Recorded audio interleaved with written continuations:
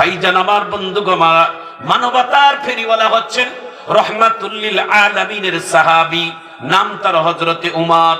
রাষ্ট্রনায়ক যখন তিনি দায়িত্ব পালন করেছেন, তার রাষ্ট্রের মধ্যে রাত্রে বেলা দারওয়ানের পোশাক পরে পাহারা দিচ্ছেন।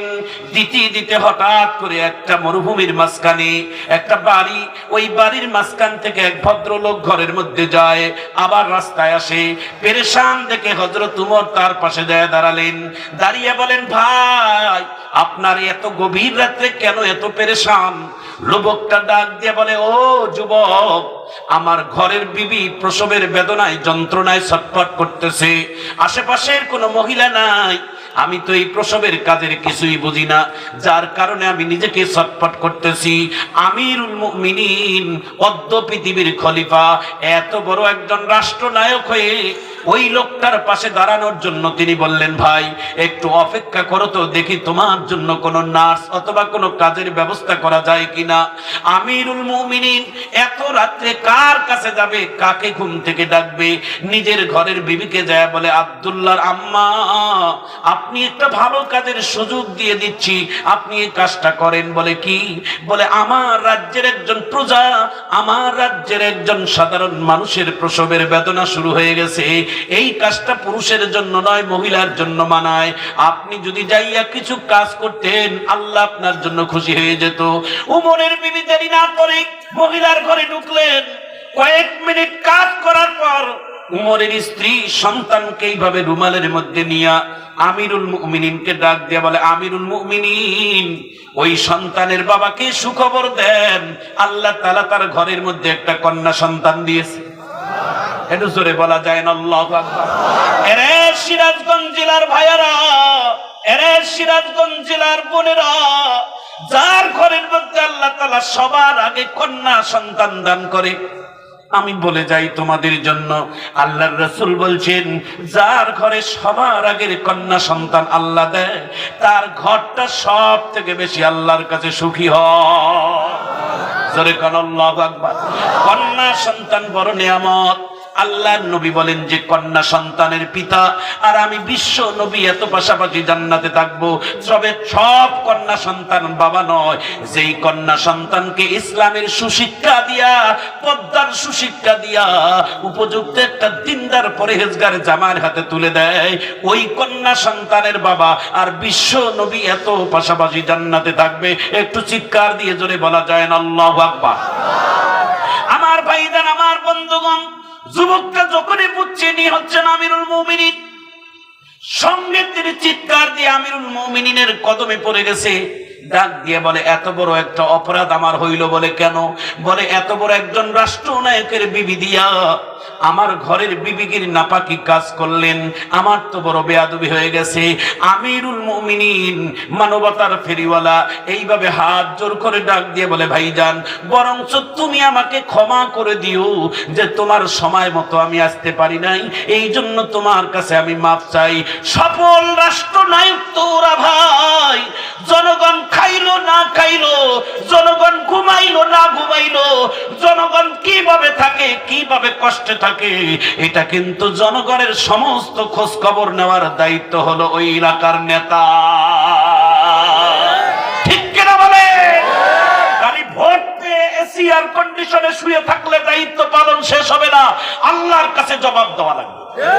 কথা বলেন ঠিক কিনা?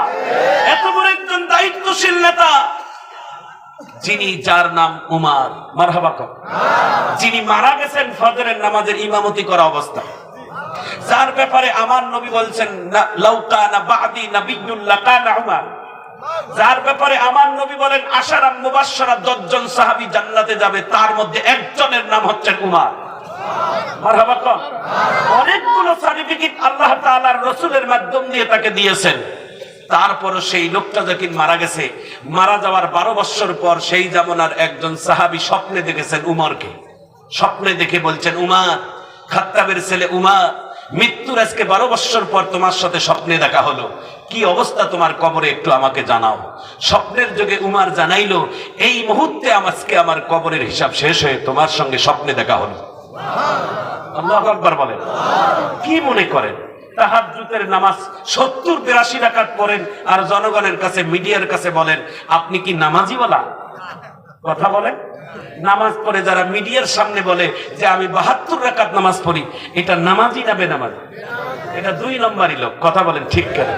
72 রাকাত যদি নামাজ পড়ে শুধু তাহাজ্জুদ, বাকি নামাজ কেমনে পড়বে? ও তো সারা রাত কোনো ঘুমা তো দূরের কথা, কিছুই করতে পারবে না। কেন আজে বাজে কথা বলেন? মিথ্যা কথা বলবেন না ধর্ম নিয়ে। আল্লাহ যেন হেদায়েতের বুঝ দান করেন। আমিন বলেন, আমিন বলেন, আমিন বলেন। আল্লাহ তাআলা এই গোটা দেশটা 2 নম্বরই দিয়ে ভরে গেছে।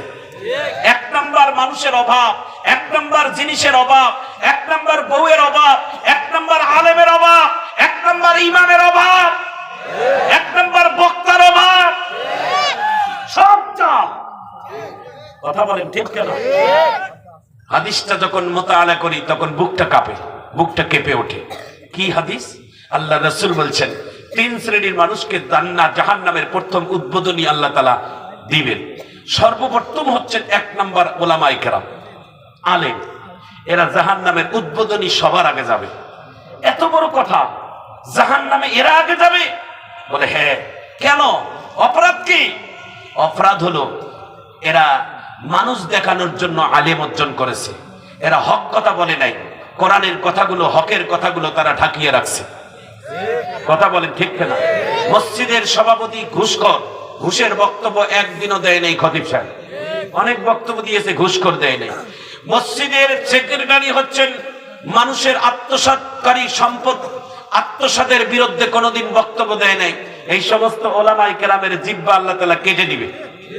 কথা বলেন ঠিক না? দানবীর দান করেছে, লক্ষ লক্ষ টাকা মসজিদ মাদ্রাসা বানাইছে, এতিমখানা বানাইছে, রাস্তা বানাই দিয়েছে, এরপরও জাহান্নামে যাবে। বলে কেন?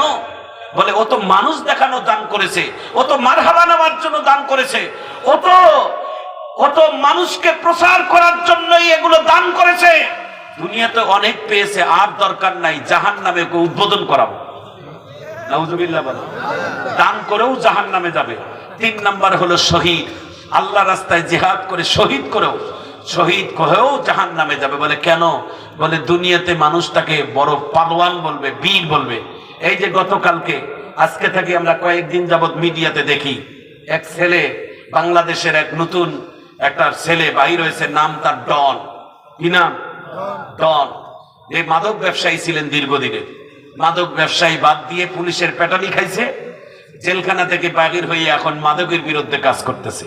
তিনি তার এলাকার মধ্যে ঘোষণা দিয়েছে, আমার এলাকার মধ্যে একটা মাদক চলবে না, যে মাদক বিক্রি করবে তাকে পিটাই মারবো। আল্লাহ তাআলা তাকে দ্বীনের বুঝ দান করেছেন। আমিন বলেন। আমরা দোয়া করি আল্লাহ যেন আপনার মতো এই মাদক ব্যবসায়ী দিয়ে মাদক উঠিয়ে দেয়। আমিন বলেন। আরো জোরে বলেন আমিন।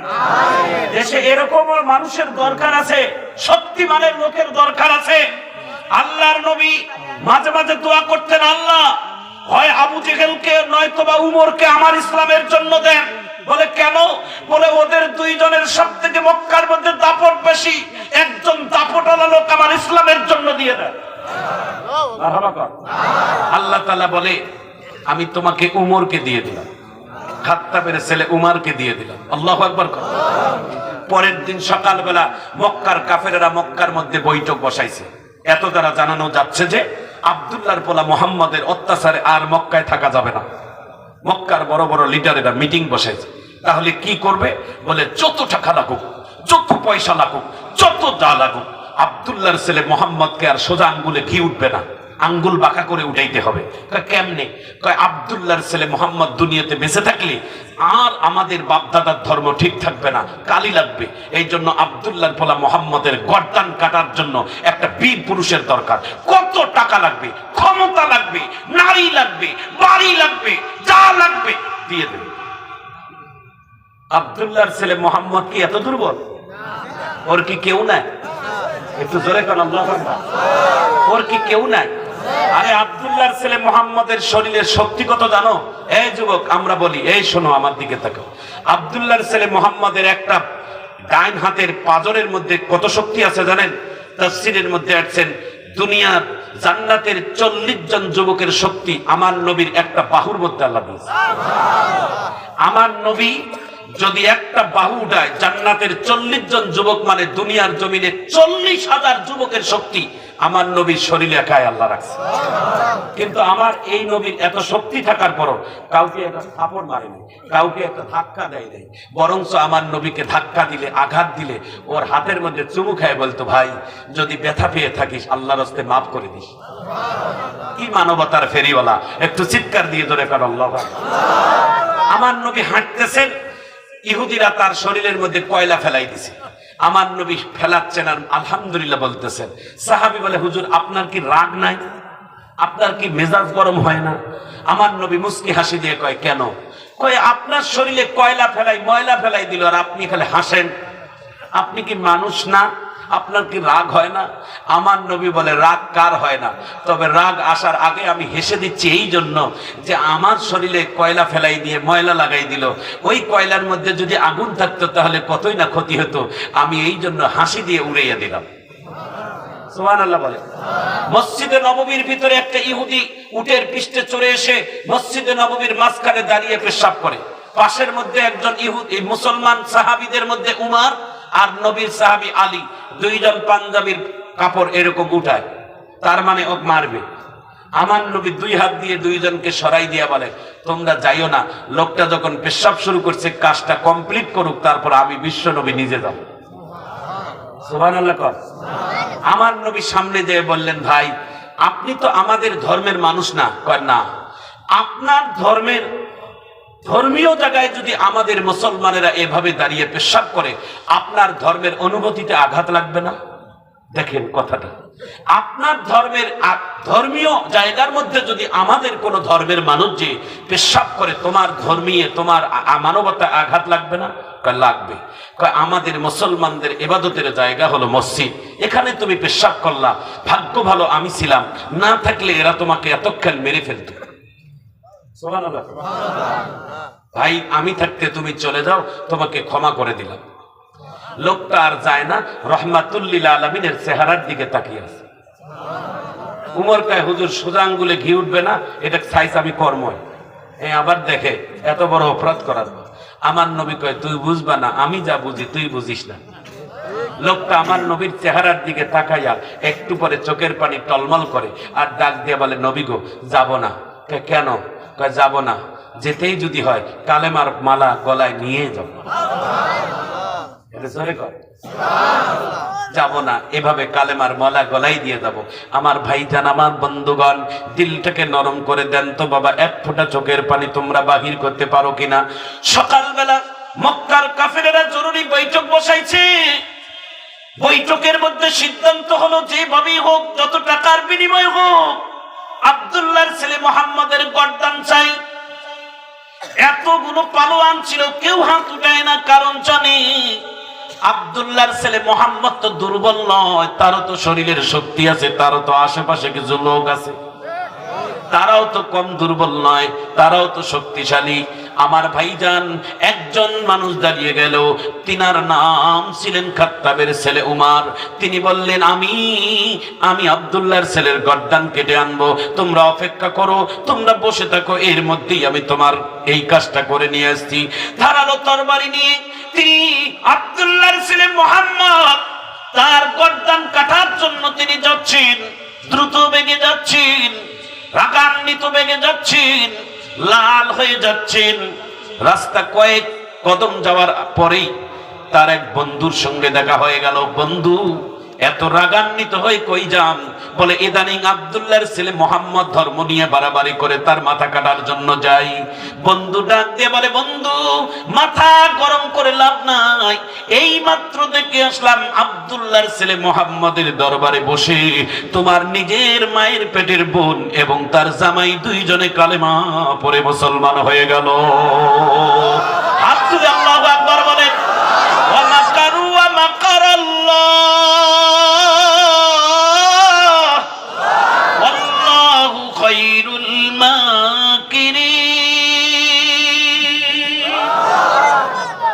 ইসলামের কাছে বাধা দাও, আল্লাহ তোমাকে এমনি নিয়ে আসবেন। আমিন কর।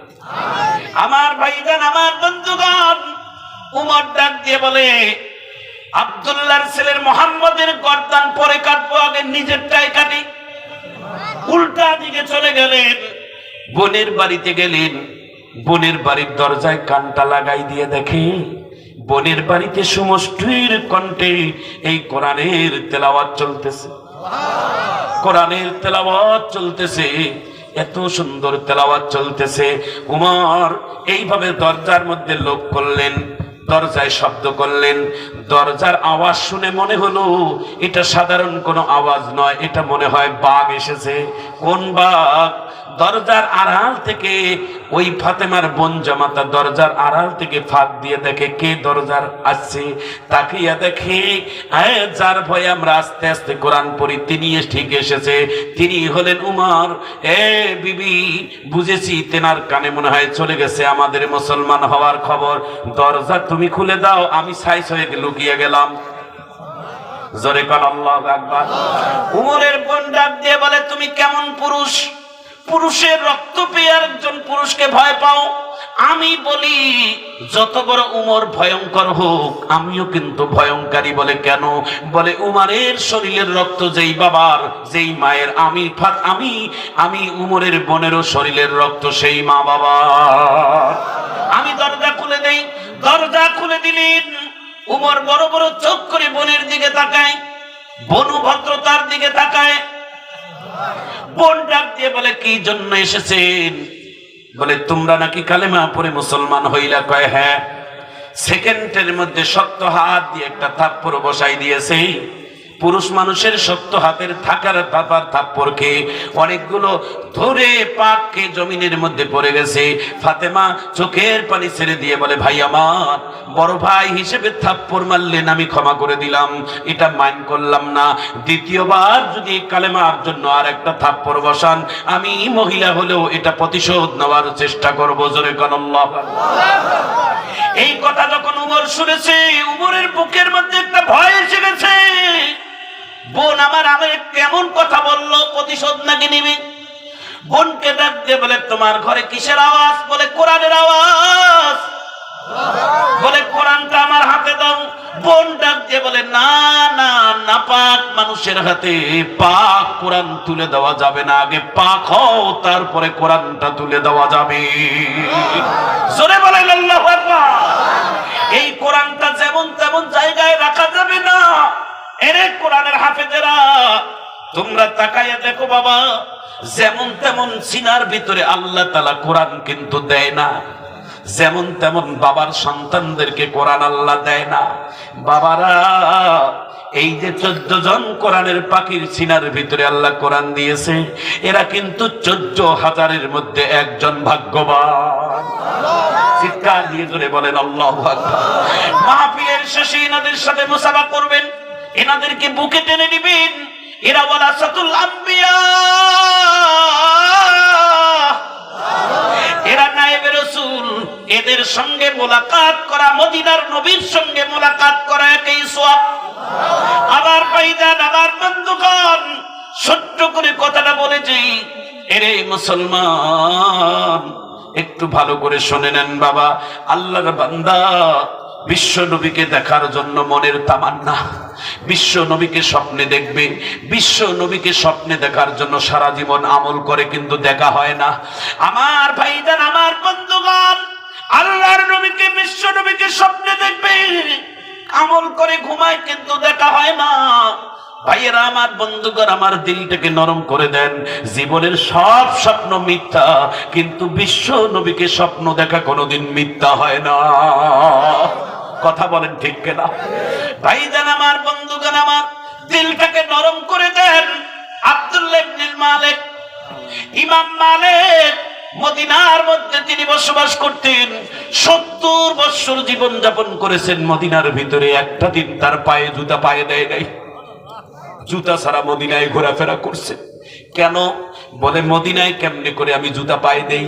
কারণ এই মদিনার মধ্যে আমার নবী হাঁটাহাঁটি করছেন। আমার নবী যেখানেই পা লাগছেন ওই জায়গায় যদি আমার জুতা পরে আমার বেয়াদবি হয়ে যাবে। এই জন্য 70 বছর যাবত ইমাম মালিক তিনি পায়ে জুতা দিয়ে বেড়ায় নাই। একটু চিৎকার দিয়ে জোরে বলা যায় না আল্লাহু আকবার। দিলটাকে নরম করে দেন। সর্বোচ্চ 2-4 মিনিট কথাটা হবে। ইমাম মালিক বারবার 70 বছর বয়সে একবারও হজে আসতে পারে নাই, একবারও হজে আসতে পারে নাই।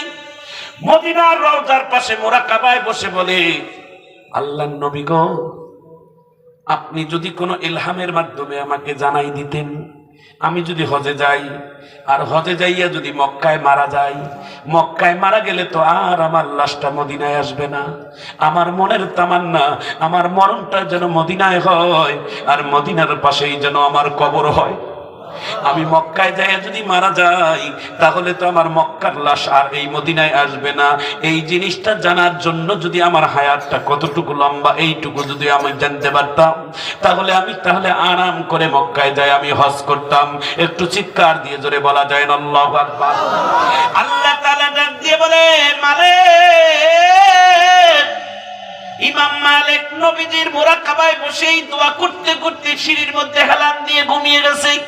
হঠাৎ করে ইমাম মালিক স্বপ্নের যুগে দেখে মদিনার নবী রওজা থেকে উঠে ইমাম মালিকের মাথার মধ্যে হাত দিয়ে আদর বুলিয়ে দিচ্ছে।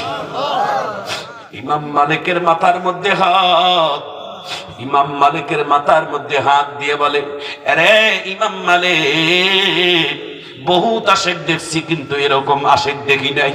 70 বছর যাবত যে মদিনার নবীর ইজ্জতের জন্য জুতা পায়ে দেয় না। আরে ভাইজান আমার, বন্ধুগণ আমার, ইমাম মালিককে ডাক দিয়ে বলে, ইমাম মালিক, তুমি আমাকে দেখতে চেয়েছো, আমি দেখা দিলাম। ইমাম মালিক স্বপ্নের যুগে জানায়, নবী গো, আমার হায়াতটা লম্বা কতদিন হবে? আমি যদি আপনার কাছে জানতে পারতাম, তাহলে আমি মক্কায় বিজা আরাম করে হজ করতাম। আল্লাহর নবীর সঙ্গে একটা 5টা আঙ্গুলের হাত দেখাই দিয়ে স্বপ্নটা ভেঙে গেছে। ইমাম মালিক স্বপ্ন ভেঙে দেখে তার শরীর মোবারক থেকে ঘাম পড়তেছে। বিশ্ব নবী মাথার, ওই ইমাম মালিক মাথার ঘামটা মুছে যখন এইভাবে হাতের মধ্যে যখন সঙ্গে, তিনি বলেন, বিশ্ব নবীর হাত আমার কপালের মধ্যে স্বপ্নের যোগে লাগিয়ে দেওয়ার কারণে আমি সেই ঘাম যখন নাকের মধ্যে নেই, মিশকের ঘেরানের থেকে বেশি সুগন্ধি আমার নাকে আসতেছে। আমি স্বপ্ন ভেঙে গেল, আমি টেনশনে পড়ে গেলাম। আমার তো স্বপ্নে জানার কথা ছিল আমার হায়াত কত লম্বা, কিন্তু বিশ্ব নবী হায়াত কত লম্বা এই কথা না বলে শুধুমাত্র 5টা আঙ্গুল আমাকে দেখাই দিল। 5টা আঙ্গুল দেখার কারণটা কি? 5টা আঙ্গুল দেখার কারণটা হলো 5 বছর, অথবা 5 মাস, অথবা 5 দিন, অথবা 5 ঘন্টা, অথবা 5 মিনিট, অথবা 5 সেকেন্ড। আমি কোনটা বুঝবো যে আমার হায়াত কত লম্বা? একটু চিৎকার দিয়ে জোরে বলা যায় না আল্লাহু আকবার? একটু হাত তুলে বলেন আল্লাহু আকবার। এইভাবে হাতটা নাড়া দিয়ে জোরে কোন আল্লাহু আকবার। আমার ভাইজান, আমার বন্ধুগণ, ইমাম মালিক স্বপ্ন দেখার পর পরে পেরেশান। আমি নবীর কাছে জানতে চাইলাম আমার হায়াত কত লম্বা হবে। আমার নবী কোনো জবাব না দিয়ে শুধু 5টা আঙ্গুল আমাকে দেখাই দিল। 5 আঙ্গুলের মধ্যে আমি কি বুঝবো যে 5 বছর না 5 মাস না 5 দিন না 5 ঘন্টা না 5 মিনিট না 5 সেকেন্ড? আমি কোনটা বুঝবো? ইমাম মালিক স্বপ্ন ভাঙার পর ওই জামানার তার খাদেমকে ডাক দিয়ে বলে, খাদেম, জলদি করে যাও, এই মদিনার ভিতরে সব থেকে যিনি স্বপ্ন দেখার, যিনি তাসির যার বেশি, যিনি স্বপ্নের ঘটনাগুলো সুন্দর করে বলতে পারে, তিনি হলেন ইবনে শিরিন। তার কাছে যাইয়া একটু স্বপ্নের তার টিপটা একটু শুনে আসো। ইমাম মালিকের খাদেম দৌড় দিয়ে যায় বলে, আমার কথা বলিও না, শুধু এই স্বপ্নের তাসিরটা জেনে নিবা। ইমাম মালিকের খাদেম যায় ইবনে শিরিনের কাছে ডাক দিয়ে বলে, ইবনে শিরিন, আপনি একটু স্বপ্নের ঘটনাটা একটু ভালো করে বলেন। বলে, কেন, কি স্বপ্ন? বলে, কেউ যদি বিশ্ব নবীকে স্বপ্ন দেখে। ইমাম শিরিন ইবনে শিরিন বলে, হ্যাঁ, স্বপ্নে দেখে তার হায়াতের জিন্দেগি জানতে চেয়েছে, কিন্তু হায়াতের জিন্দেগির জবাব না দিয়ে 5টা আঙ্গুল দেখছে। এই 5 আঙ্গুলের মধ্যে কি 5 বছর না 5 মাস না 5 দিন না 5 মিনিট না 5 ঘন্টা নাকি 5 সেকেন্ড? এটা একটু তফসির তাসিরটা বলে দাও। ওই ইবনে শিরিন ডাক দিয়ে বলে, খাদেম, স্বপ্ন যেটা দেখছো সঠিক, তবে স্বপ্ন দেখার মানুষটাকে আমাকে বলে দিতে হবে। এই স্বপ্ন তো যেমন তেমন মানুষ দেখতে পারে না। এই স্বপ্ন দেখার মানুষটা তো ওজন বেশি হতে হবে। এই স্বপ্নটা কে দেখেছে আমাকে আগে বলো, তারপর আমি স্বপ্নের ঘটনা বলবো। এই খাদেম দৌড় দিয়ে আবার ইমাম মালিকের কাছে এসে বলে, ইমাম মালিক, স্বপ্নের কথা যখন বলছি, স্বপ্নের তাফসীর যখন বলতে চায় না, বলে কেন? বলে স্বপ্নটা কে দেখছেন না বললে বলা যাবে না। জোরে কোন আল্লাহু আকবার। ইমাম মালিক ডাক দিয়ে বলে, তাহলে আমার কথা যাইয়া তুমি বলো। আবার খাদেম যায় বলে, স্বপ্নটা কে দেখছেন জানেন? কয় তুমি না বললো আমি বলে দেই। এই স্বপ্ন মদিনার ভিতরে একজনে দেখতে পারে। শরীরের পশম খাড়া হয়ে তাকাই আল্লাহু আকবার বলবেন। এই স্বপ্ন শুধু একজনে দেখতে পারে, তিনি নবীর সব থেকে বড় আশিক, তার নাম ইমাম মালিক রহমতুল্লাহ আলাইহি। একটু চিৎকার দিয়ে আল্লাহু আকবার বলেন, আরো জোরে বলেন আল্লাহু আকবার। ইবনে সিরিন ডাক দিয়ে বলে, খাদেম ইমাম মালিককে বলে দেন, এটা 5 আঙ্গুল দেখার মধ্যে 5 বছর নয়, 5 মাস নয়, 5 দিন নয়, 5 ঘন্টা নয়, 5 মিনিট নয়, 5 সেকেন্ড নয়। আল্লাহর নবী বুঝাইতে চেয়েছেন ইমাম মালিক, এই 5 আঙ্গুল দেখার কারণটা হলো আল্লাহ পাক তার নবীকে সব দিয়েছেন, এই 5টা আমল আমার নবীকে শিক্ষা দেয় নাই। 5 জিনিসের জ্ঞান আল্লাহ তাআলা নবীকে দেয় নাই। তার মধ্যে মানুষের হায়াত আর মউত কতদিন হবে, এটা আমার নবীকে এই শিক্ষাটা আল্লাহ দেয় নাই। একটু চিৎকার দিয়ে জোরে বলা যায় না আল্লাহু আকবার? আর জোরে বলা যায় না আল্লাহু আকবার? আরে যুবক ভাইরা, দিলটাকে নরম করে দেন, এক ফোঁটা চোখের পানি বাহির করার চেষ্টা করেন। মদিনার নবী যারে তারে ঘরে আসে না, মদিনার নবী যারে তারে সঙ্গে দেখা দেয় না, মদিনার নবী কিন্তু সবার কাছে আসে না। মদিনার নবী তার ঘরে আসে যেই ঘরের মধ্যে আমার নবীর মহব্বত আছে। টেলিভিশন থাকলে নবীর মহব্বত তার ঘরে নাই। এই বাবা, গান বাজনা থাকলে নবীর দরদ তার ঘরে নাই। যেই ঘরের মধ্যে জায়নামাজ থাকবে, যেই ঘরের মধ্যে তাসবিহ দানা থাকবে, যেই ঘরের মধ্যে আল্লাহর কোরআনটা সম্মানে থাকবে, যেই ঘরের মধ্যে রাসূলের হাদিস থাকবে, যেই ঘরের মধ্যে টেলিভিশন থাকবে না, যেই ঘরের মধ্যে সকাল সন্ধ্যা আমার কোরআনের তেলাওয়াত হয়, ওই ঘরটার মধ্যে কিন্তু আমার নবী আসবে। মনে রাখবেন, কোন দাড়ি কাটা লোক যদি বলে আমি নবীকে স্বপ্ন দেখছি, তার স্বপ্ন কোনোদিন সত্য মনে করবেন না। আমার নবী যেমন তেমন লোকের কাছে দেখা দিতে পারে না। যে নবীর ডাস্টবিনকে সুন্নতকে ডাস্টবিনে ফেলায়, এ নবীর কোনোদিন আশিক হতে পারে না। একটু চিৎকার দিয়ে জোরে বলুন ঠিক কিনা? যে নবীকে ডাস্টবিনে ফেলায়, রাসূলের সুন্নতকে সকাল সন্ধ্যা চেঁচে রাস্তায় ফেলিয়ে দেয়, এ কোনদিন নবীর আশিক নয়। এটা সব থেকে বড় ভণ্ড। কথা বলেন ঠিক কিনা? বাংলাদেশের অনেক পীর আছে যার মধ্যে আক্রোশীর পীর দেখবেন, মুখের মধ্যে একটা দাড়ি নাই। কিভাবে মুরিদরা তাকে পীর বলে আমাদের বুঝে আসে না। কথা বলেন ঠিক কিনা? নবীর দাইমি সুন্নাত এই দাড়ি, আল্লাহ যেন হেফাজত করেন, আমিন বলেন।